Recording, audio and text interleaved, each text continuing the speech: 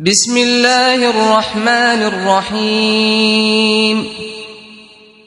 سبحان الذي أسرى بعبده ليلا من المسجد الحرام إلى المسجد الأقصى الذي باركنا حوله لنريه من آياتنا إنه هو السميع البصير. وآتينا موسى الكتاب وجعلناه هدى لبني إسرائيل ألا تتخذوا من دوني وكيلا ذرية من حملنا مع نوح إنه كان عبدا شكورا. وقضينا إلى بني إسرائيل في الكتاب لتفسدن في الأرض مرتين ولتعلن علوا كبيرا. فإذا جاء وعد أولاهما بعثنا عليكم عبادا لنا أولي بأس شديد فجاسوا خلال الديار وكان وعدا مفعولا. ثم رددنا لكم الكرة عليهم وأمددناكم بأموال وبنين وجعلناكم أكثر نفيرا. إن أحسنتم أحسنتم لأنفسكم وإن أسأتم فلها. فإذا جاء وعد الآخرة ليسوءوا وجوهكم وليدخلوا المسجد كما دخلوه أول مرة وليتبروا ما علوا تتبيرا. عسى ربكم أن يرحمكم وإن عدتم عدنا وجعلنا جهنم للكافرين حصيرا. إن هذا القرآن يهدي للتي هي أقوم ويبشر المؤمنين الذين يعملون الصالحات أن لهم أجرا كبيرا وأن الذين لا يؤمنون بالآخرة أعتدنا لهم عذابا أليما. ويدعو الإنسان بالشر دعاءه بالخير وكان الإنسان عجولا. وجعلنا الليل والنهار آيتين فمحونا آية الليل وجعلنا آية النهار مبصرة لتبتغوا فضلا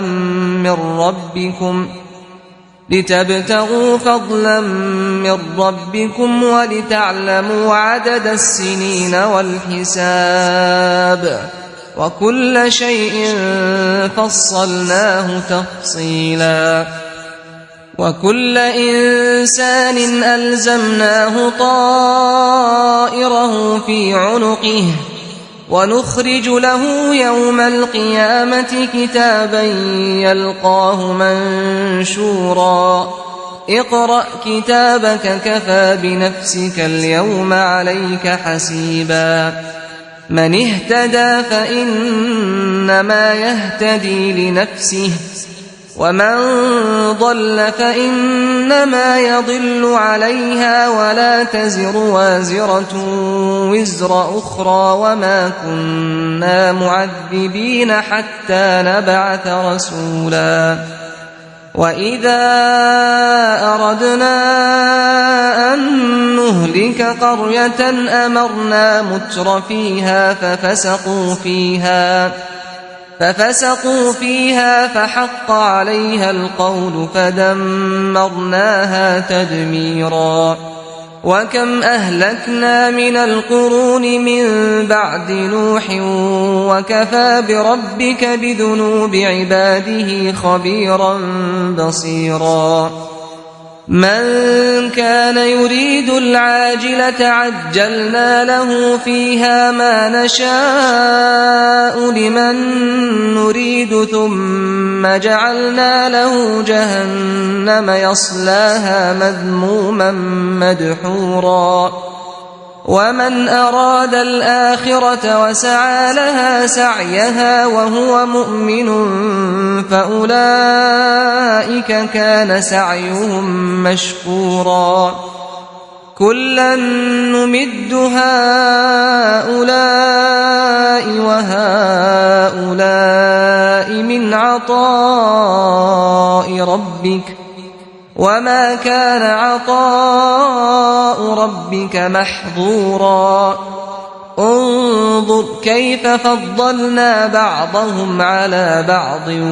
وللآخرة أكبر درجات وأكبر تفضيلا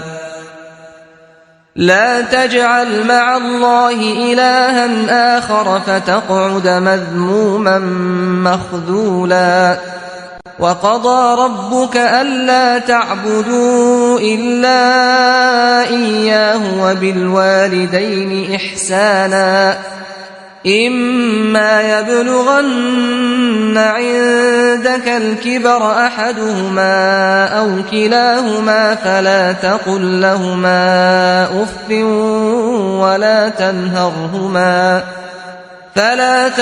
لهما أف ولا تنهرهما وقل لهما قولا كريما واخفض لهما جناح الذل من الرحمة وقل رب ارحمهما كما ربياني صغيرا ربكم أعلم بما في نفوسكم إن تكونوا صالحين فإنه كان للأوابين غفورا وآت ذا القربى حقه والمسكين وابن السبيل ولا تبذر تبذيرا إن المبذرين كانوا إخوان الشياطين وكان الشيطان لربه كفورا وإما تعرضن عنهم ابتغاء رحمة من ربك ترجوها فقل لهم قولا ميسورا ولا تجعل يدك مغلولة إلى عنقك ولا تبسطها كل البسط فتقعد ملوما محسورا إن ربك يبسط الرزق لمن يشاء ويقدر إنه كان بعباده خبيرا بصيرا ولا تقتلوا أولادكم خشية إملاق نحن نرزقهم وإياكم إن قتلهم كان خطأ كبيرا ولا تقربوا الزنا إنه كان فاحشة وساء سبيلا ولا تقتلوا النفس التي حرم الله إلا بالحق ومن قتل مظلوما فقد جعلنا لوليه سلطانا فلا يسرف في القتل إنه كان منصورا ولا تقربوا مال اليتيم إلا بالتي هي أحسن حتى يبلغ أشده وأوفوا بالعهد إن العهد كان مسؤولا وأوفوا الكيل إذا كلتم وزنوا بالقسطاس المستقيم ذلك خير وأحسن تأويلا ولا تقف ما ليس لك به علم إن السمع والبصر والفؤاد كل أولئك كان عنه مسؤولا ولا تمش في الأرض مرحا إنك لن تخرق الأرض ولن تبلغ الجبال طولا كل ذلك كان سيئه عند ربك مكروها ذلك مما أوحى إليك ربك من الحكمة ولا تجعل مع الله إلها آخر فتلقى في جهنم ملوما مدحورا أفأصفاكم ربكم بالبنين واتخذ من الملائكة إناثا إنكم لتقولون قولا عظيما ولقد صرفنا في هذا القرآن ليذكروا وما يزيدهم إلا نفورا قل لو كان معه آلهة كما يقولون إذا لابتغوا إلى ذي العرش سبيلا سبحانه وتعالى عما يقولون علوا كبيرا تسبح له السماوات السبع والأرض ومن فيهن وإن من شيء إلا يسبح بحمده ولكن لا تفقهون تسبيحهم إنه كان حليما غفورا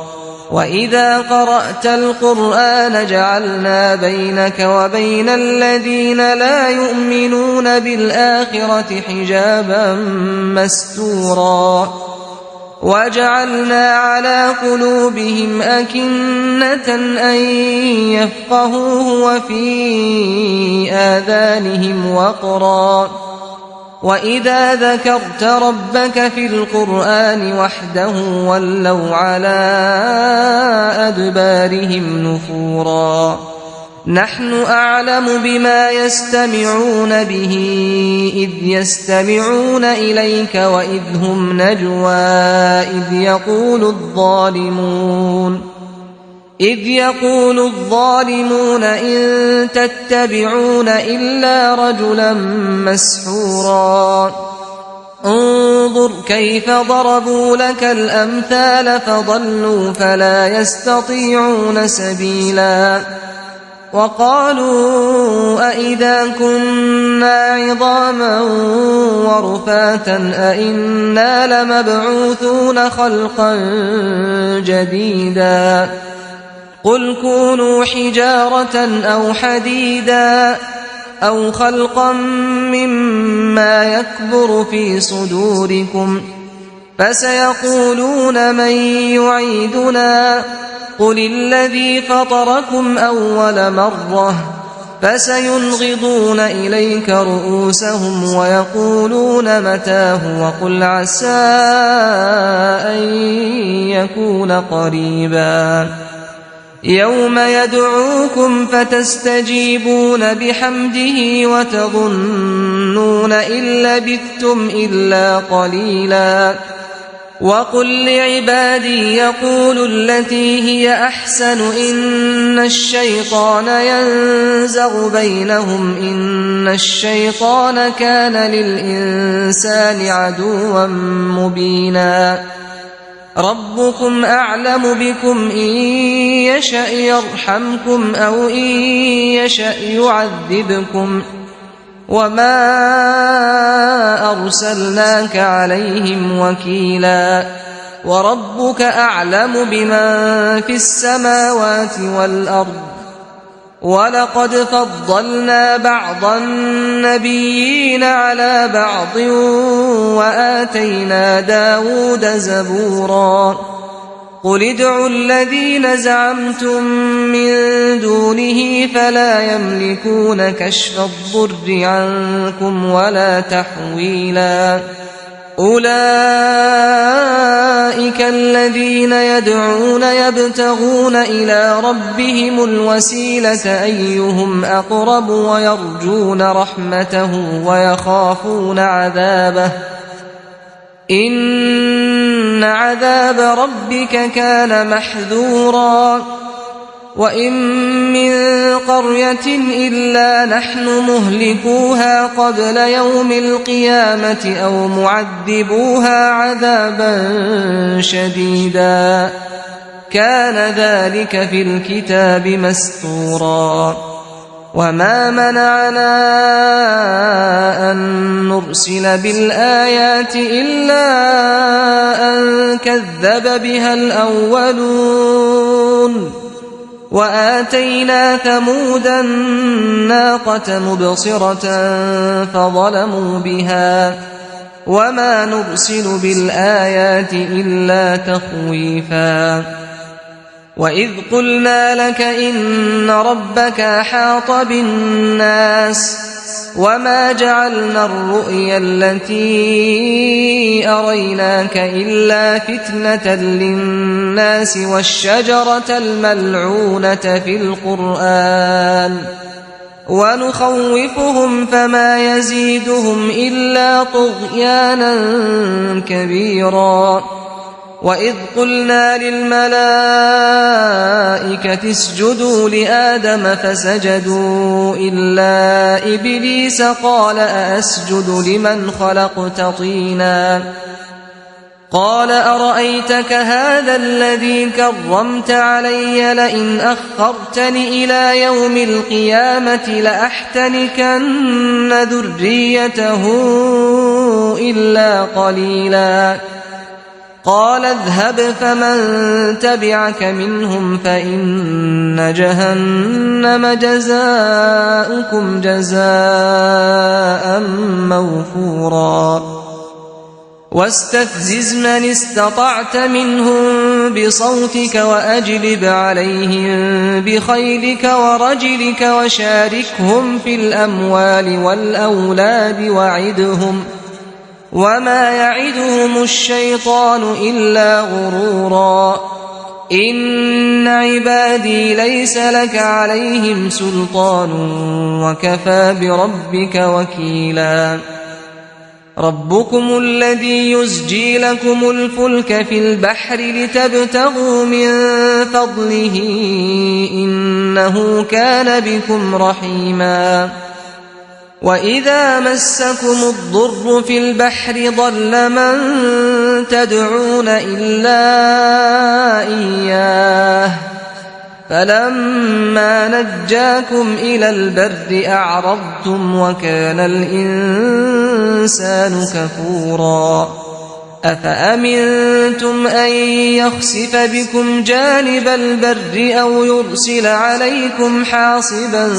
ثم لا تجدوا لكم وكيلا أم أمنتم أن يعيدكم فيه تارة أخرى فيرسل عليكم قاصفا من الريح فيغرقكم بما كفرتم ثم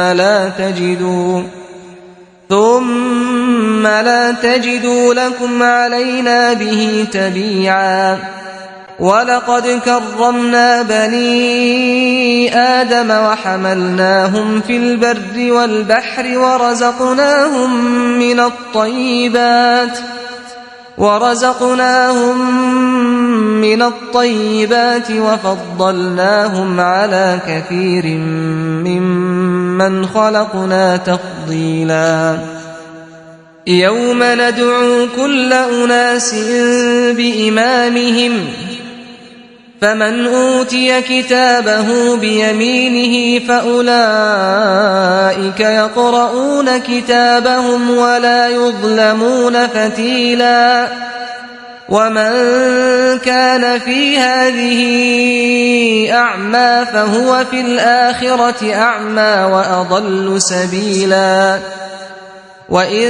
كادوا ليفتنونك عن الذي أوحينا إليك لتفتري علينا غيره وإذا لاتخذوك خليلا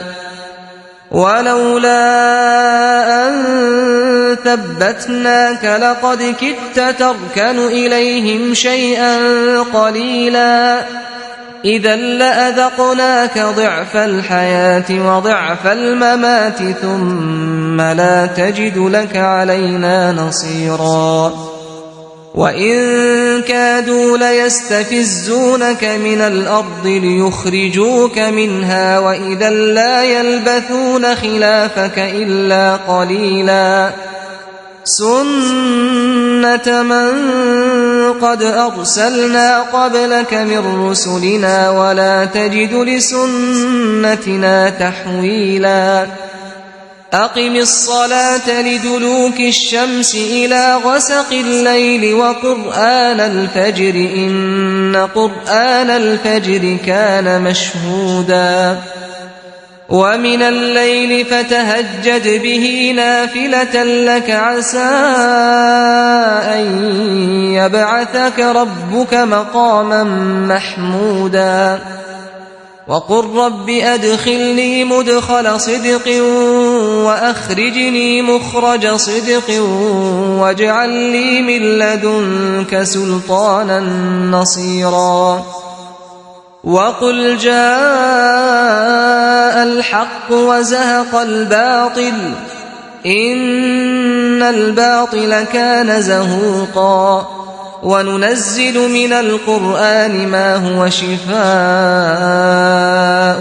ورحمة للمؤمنين ولا يزيد الظالمين إلا خسارا وإذا أنعمنا على الإنسان أعرض ونأى بجانبه وإذا مسه الشر كان يئوسا قل كل يعمل على شاكلته فربكم أعلم بمن هو أهدى سبيلا ويسألونك عن الروح قل الروح من أمر ربي وما أوتيتم من العلم إلا قليلا ولئن شئنا لنذهبن بالذي أوحينا إليك ثم لا تجد لك به علينا وكيلا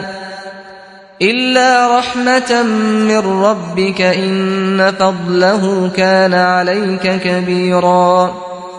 قل لئن اجتمعت الإنس والجن على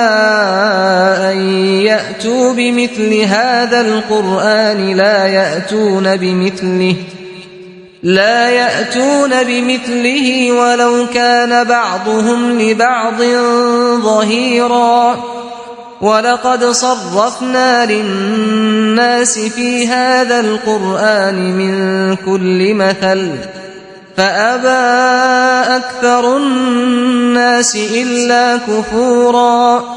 وقالوا لن نؤمن لك حتى تفجر لنا من الأرض ينبوعا أو تكون لك جنة من نخيل وعنب فتفجر الأنهار خلالها تفجيرا أو تسقط السماء كما زعمت علينا كسفا أو تأتي بالله والملائكة قبيلا أو يكون لك بيت من زخرف أو ترقى في السماء ولن نؤمن لرقيك حتى تنزل علينا كتابا نقرأه قل سبحان ربي هل كنت إلا بشرا رسولا وما منع الناس أن يؤمنوا إذ جاءهم الهدى إلا أن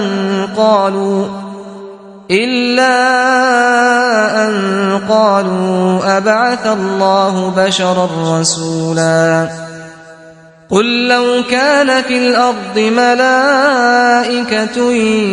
يمشون مطمئنين لنزلنا عليهم من السماء ملكا رسولا قل كفى بالله شهيدا بيني وبينكم إنه كان بعباده خبيرا بصيرا ومن يهد الله فهو المهتد ومن يضلل فلن تجد لهم أولياء من دونه ونحشرهم يوم القيامة على وجوههم عميا وبكما وصما مأواهم جهنم كلما خبت زدناهم سعيرا ذلك جزاؤهم بأنهم كفروا بآياتنا وقالوا أئذا كنا عظاما ورفاتا أئنا لمبعوثون خلقا جديدا أولم يروا أن الله الذي خلق السماوات والأرض قادر على أن يخلق مثلهم وجعل لهم أجلا لا ريب فيه فأبى الظالمون إلا كفورا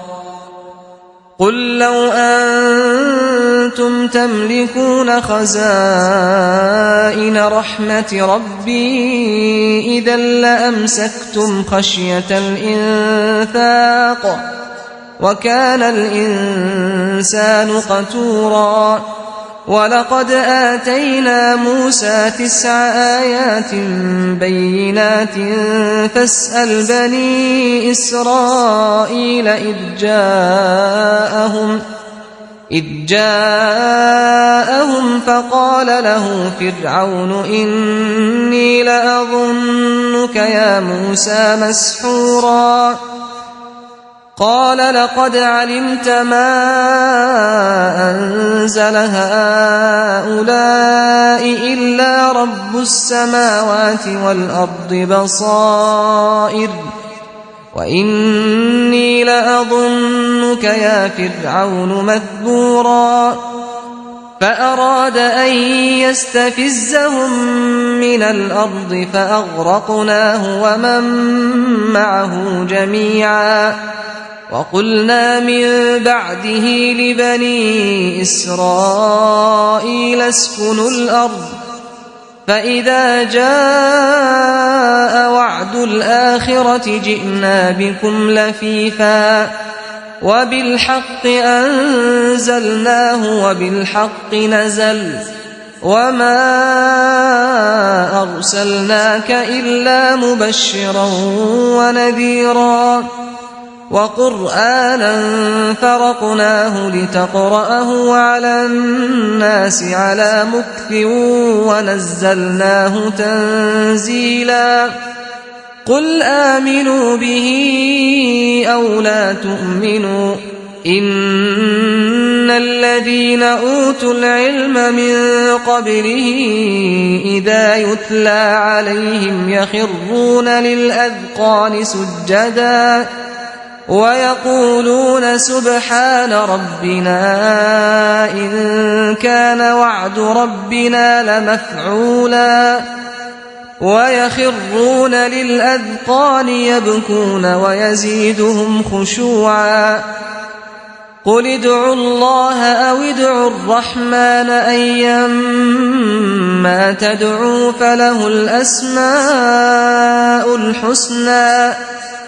ولا تجهر بصلاتك ولا تخافت بها وابتغ بين ذلك سبيلا وقل الحمد لله الذي لم يتخذ ولدا ولم يكن له شريك في